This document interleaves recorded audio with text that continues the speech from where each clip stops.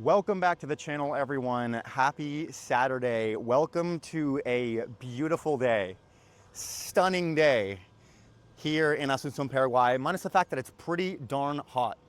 But I'm not complaining at all. Behind us, we have the newly built Defensores del Chaco Bridge. They built it just like a year or two ago to connect both sides of the river. And yeah, huge commercial and real estate development that's happening over there. But I hope this view is sufficient for you guys.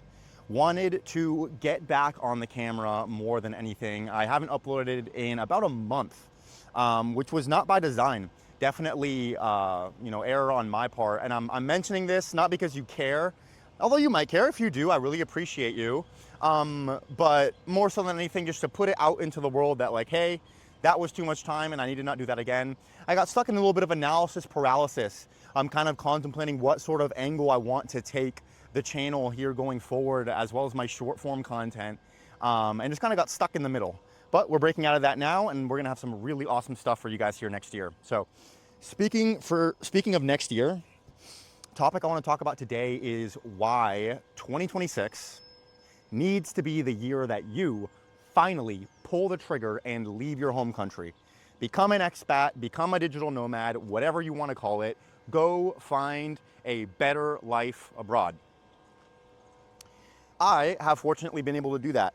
I can look back at the year of 2025 and say, wow, 2025 was a pivotal year for me in terms of really becoming established in another country. Yes, I started my journey, I guess, in 2024, but I was a little bit more transient. I didn't feel quite as permanent as I do now. So that segues perfectly into my first point, is that coming here takes time. Good things take time. And understand that by you telling yourself that you need to prepare yourself more in your home country to then come here and be somehow more prepared, it's fallacious. It doesn't work like that. What you need to do is come to the country that you want to be in, or start experimenting countries so you can find out where it is that you actually want to live. And then you're going to start making the progress towards the lifestyle that you really, really want, right? But getting settled in, finding your routine, most importantly, finding your people, finding your tribe, finding your place of being, of belonging, that takes a lot of time. So what you need to do is get a head start on that as quickly as possible. Otherwise, you're just going to delay the inevitable and spend even more time than you need to settling for the mediocrity that you're probably experiencing back home. Next point, and this video is going to be super unstructured, unfiltered, unscripted, but those tend to be the best. Next point, it's never the perfect time. And this is similar to what I said before, in the sense that there is no like amount of progress that you can make back home that's going to make you suddenly feel ready, right? Unless you have literally $0 to your name. As long as you have enough to get on the plane and support yourself for like maybe 90 days, that's all you need. You will find a way to make money online, or even just make money in the country that you're living in. And you will establish yourself with the pressure that comes along with actually pulling the trigger and actually making it happen. You know, a lot of people, they tell themselves, okay, well, say for example, you're like me and you're coming from the United States. Well, I'm gonna wait for a little bit to stack up some more cash, or I'm gonna get this promotion, or I'm gonna get this degree first. Oh my God, don't even get me started on that one. Yeah, I just wanna wait a couple of years till I'm a little bit more mature. Or I signed this 12-month lease that I'm only in the 4th month of, and I'm too afraid to break it. I signed a lease with a girl, i.e. I got a girlfriend, and I'm too afraid to break that contract too. I bought a dog, right? All these excuses. At the end of the day, they're excuses. How bad do you really want it is the first thing I will ask you. And 2, the more important question, how much confidence do you have in yourself to just take the plunge and find out that the risk really wasn't as big as you thought it was? Because the thing is, you can say, okay, maybe your life is totally fine back home, back in the States or Europe or whatever. Maybe you signed your 12-month contract on your apartment. You know, you have your steady 9 to 5 job and you kind of like it, right? It's fine. You know, your bills are paid, you have your hometown friends, you do your thing, you have your routine. You go home and you lay on your bed at night and you scroll Instagram reels, and the reels are actually pretty funny. But you tell yourself, I know that the ceiling, right, the best of the best quality of life, based off of the type of person that you are, isn't in your home country. I'm speaking between you and I. I know, hypothetically, if I'm you, you know, back at home, you might tell yourself, I know that my best life lies abroad. And yes, my life here is comfortable, but what do I really, really want to be doing in the next few years? When I picture of just like everything going well, like, am I thinking of some nice apartment in Dallas, Texas? Or am I thinking of a beach in Thailand, of a finca in Colombia, of a beautiful high-rise apartment here in a country like Paraguay? Like, I'm sure where your head's at is you want to be in a country where your lifestyle was really designed for you, where you're really living your dreams, where you're really around the type of people you want to be around, where you're really becoming the type of person with the spirit that you want to have and the good habits that you want to develop.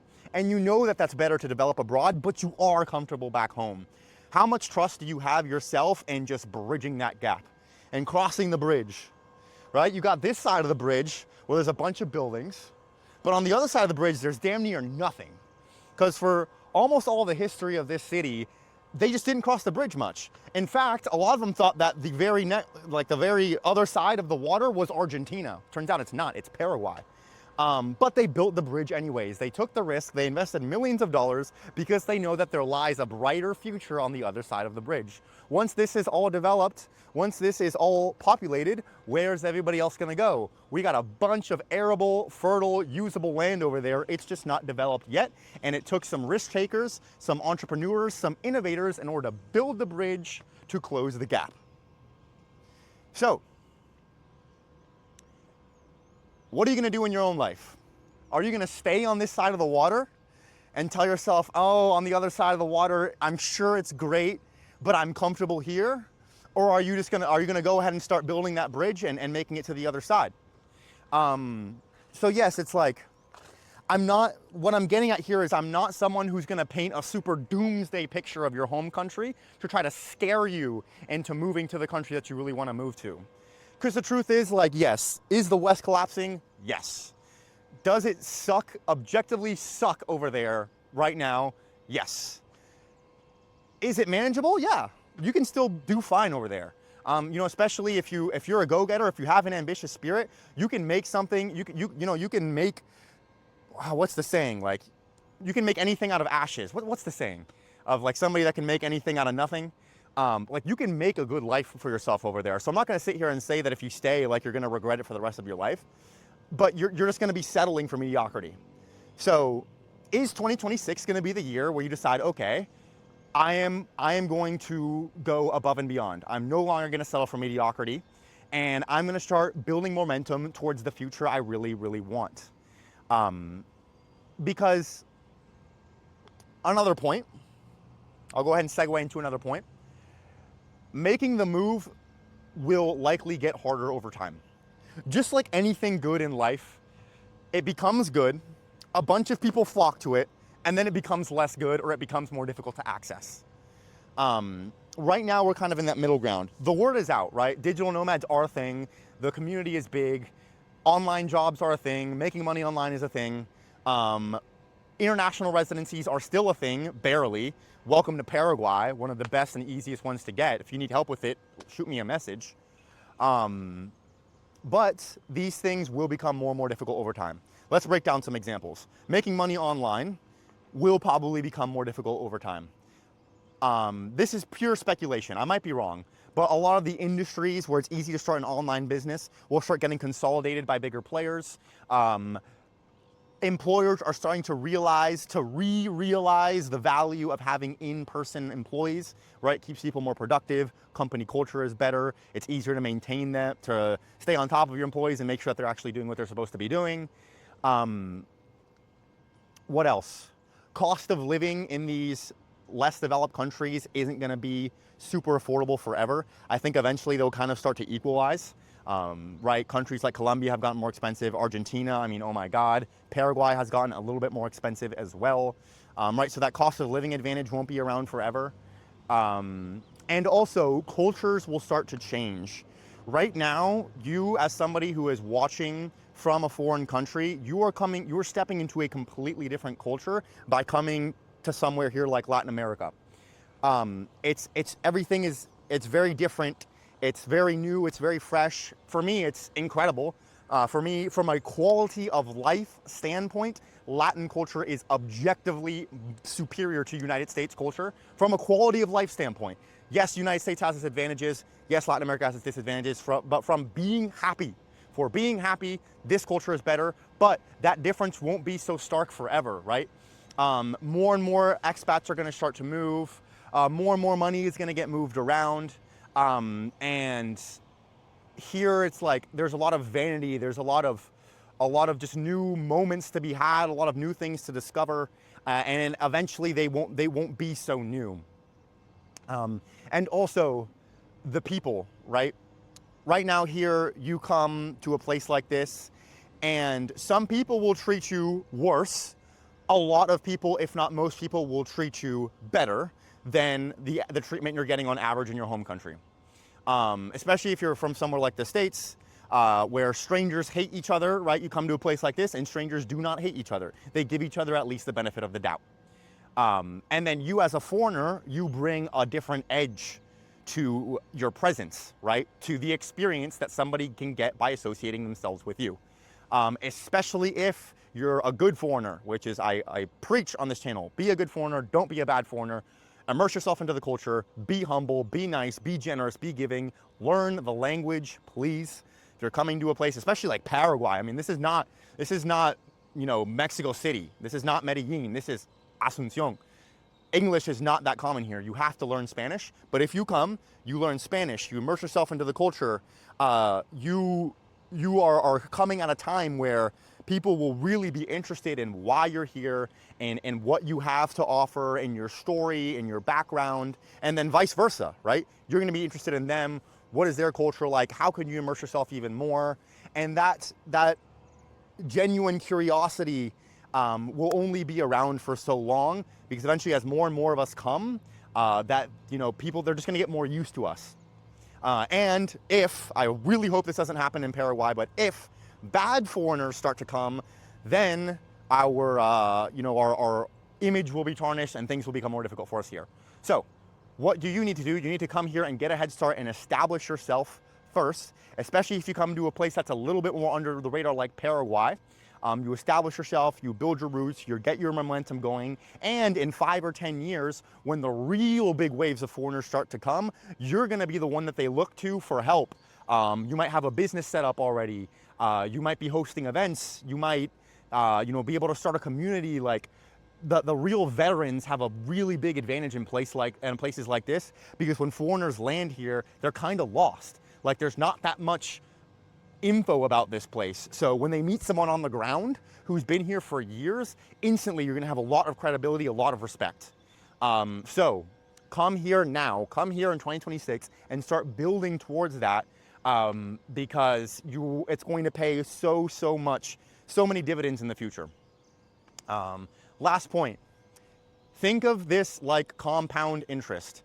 Think of it like investing. Right? This is kind of a way that I'm going to quantify everything that I just said. Yes, it's like, okay, you can invest your money into the market, right? You put your money into the S&P 500, let's say, and it grows at an annual return of, let's say, 8%. 8% in 1 year is nothing, right? You go from $100 to $108, right? Wipe your butt with $8. You go from 108,000 to 108,000, 100,000 to 108,000. Yes, that's $8 grand, but you had to put in 100 grand.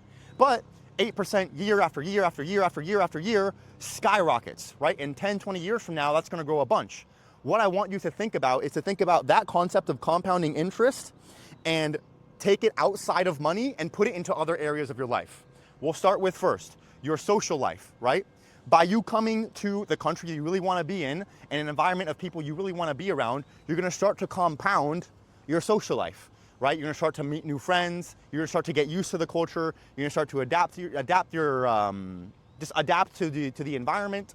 And before you know it, you're gonna have an abundance of friends, of the type of people that you hand selected to really be around. You're gonna be intentional about the social circle that you have, and you're gonna just really appreciate the connections that you've been able to build. But that takes time. That has to compound. 1 year from now, the difference isn't gonna be that stark. 3, 4, 5 years from now, it's gonna be night and day. Health, another thing. You right now can go leave the red 40 infested, processed food infested environment of the United States, if that's where you're from. And you only have so many years alive on this earth, right? So you might be young like myself, or maybe you're in your 30s, 40s, 50s, and you want to live to 100. I hope you do. I hope you do. Would rather live to 100 than not live to 100. But in order to do that, we have to get a head start now as soon as possible, right? Stop eating those processed ingredients now. Have a more active lifestyle now. Go move to somewhere where you can walk every single day, get sunlight every single day, instead of being stuck in your car driving around. Especially if you live somewhere cold, like if you live in freaking Wisconsin and half the year you can't even leave your house and you're just stuck inside your house, drive your car to and from work, you go back home and you go straight to the Instagram reels laying on your bed, bro, you are screwed. Like, your future self will regret that. So again, with your health, it's compounding. A year from now, you might not be that different. 3, 4, 5 years from now, you could have nice tan skin, a 6-pack of abs, nice clear face, right? No acne, healthy hair. Your energy is good. Your sleep schedule is better. Your testosterone is higher. Just everything. You're more vibrant, and that is worth its weight in gold. That is worth a lot more than money. Health is worth more than money. So, by you staying in your home country to stack up some more money, you are trading that for health. What else? Dating, another thing. I mean, similar to the social life, right? If you want to find your love of your life abroad, and you're not satisfied with the dating market that's available in your home country, you can come to a place like this, like Latin America, and start getting your bearings straight in terms of what dating is really like here, because it is different. There is a lot of change that you're gonna have to make culturally, and there's gonna be some trial and error, right? You're gonna make some mistakes. You're gonna meet some girls that maybe you thought you were good, that turns out they weren't good. You're gonna pass up on some girls that you thought weren't good, but it turns out they were great. You're gonna say some things that are cringy. It's a big learning experience, right? So by you coming early while you are as young as possible, you can start to get a head start on that, start to figure out, what's your type, what type of girl should you be going after, or if you're a girl, what type of guy, and how it is to have the best, most enjoyable possible relationship in this country. So that way, 3, 4, 5 years from now, when you are ready to really settle down, you're gonna be way more prepared to do that. Instead of some people that stay in their home country for their entire working career, maybe they get to 35, 40, they stack up some cash, they've got a couple rental properties, boom, now the money situation is figured, and then they move, they go, okay, I'm finally ready, I'm gonna move to Colombia, and bro, one night out you get scoped and they clean your entire crypto portfolio. See ya. Even worse, they come down, they're like, okay, I want a wife now. And they haven't spent any time in the country, but they come down and they go, okay, I'm gonna go find a wife right off the plane. They go on apps, they find some, a local who treats them well for 6 months, wink, wink, nudges them into giving them a green card to move to the United States. They go to the United States for a bit and they disappear. Or they get divorced, or their family's asking them for money. Horror stories do happen, and I think a lot of times they happen because people are going straight from 0 to 100. They go straight from their home countries to wanting to find a wife abroad, and they don't play anything in the middle. You have to play the middle ground, right? Have a situationship first, then you have a girlfriend, and then you have a wife, right? Now that's at least 3 different girls, so at least your wife will be girl number 3. And you can be more prepared to be a good husband and to select for wife stock properly. So, I think that's it. Pull the trigger now, go now, like literally click off of this video and type in your city. Let's say it's Atlanta, ATL to MDE, Medellin, ASU, Asuncion, MEX, Mexico City, right? Or whatever. Dallas to whatever. LA to whatever. Get out of there. Like, I'm like literally click off this video and like open the next tab and buy the flight. If any of you actually literally do that, please let me know. I would, please let me know, come on the channel and we'll do a video together. But for those of you who are going to be normies and continue to wait and continue to delay the process and delay the decision, just keep this stuff in mind, right? There is so much progress that you can get by pulling the trigger now. Telling yourself that you're not ready yet is just a waste of time. And the version of you 5 years from now who just did it, just got over the fear and built the bridge and crossed it and went to the other side of the river will be extremely, extremely thankful for having made that decision. Let's fucking go.